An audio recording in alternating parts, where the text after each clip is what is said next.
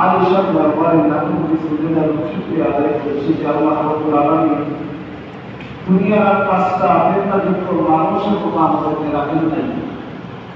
ওনার ঘর মসজিদের মধ্যে এমন একটি মহৎ জলসা, যে জলসা উপর থেকে নিচ পর্যন্ত রহমতের বৃষ্টি ছাড়া কিছু নয়।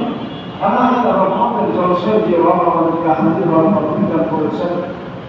তাবলীগের একটা ঐতিহ্যবাহী মেহনতের মানসিকতা নিয়ে বসার তৌফিক দান করেছেন, সেই মহান রবের কাছে শুকরিয়া আদায় করছি।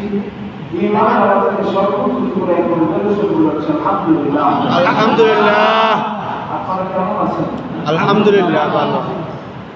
সম্মানিত ভাইরা, আমার পূর্বে একজন অত্যন্ত সুন্দর গভীর কথা বলছিলেন। কথাগুলা খুব গুছানো ছিল এবং অত্যন্ত গভীর তাৎপর্যপূর্ণ কিছু কথা বলছেন। এই কথাগুলো বুঝতে পারলে এগুলা হচ্ছে।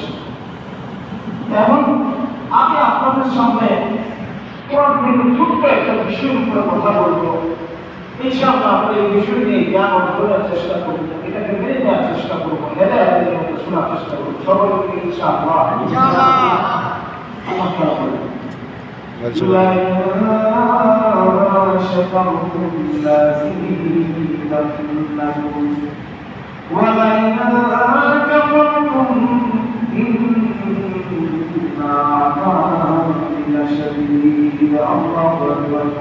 আল্লাহ রাব্বুল আলামিন কুরআনের মধ্যে জানায়, ও দুনিয়ার মুত্তার রাসূলুল্লাহ, আমি আল্লাহ তোমাদেরকে নিয়ামত দিলাম, ওই নিয়ামতের শুকরিয়া আপনারা আদায় করে নাও।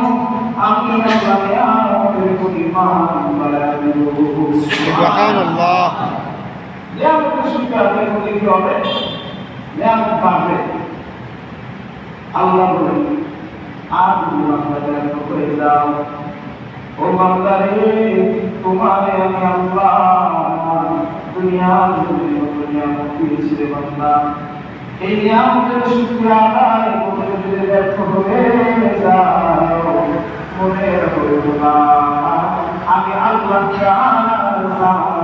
কিন্তু বড় কঠিন।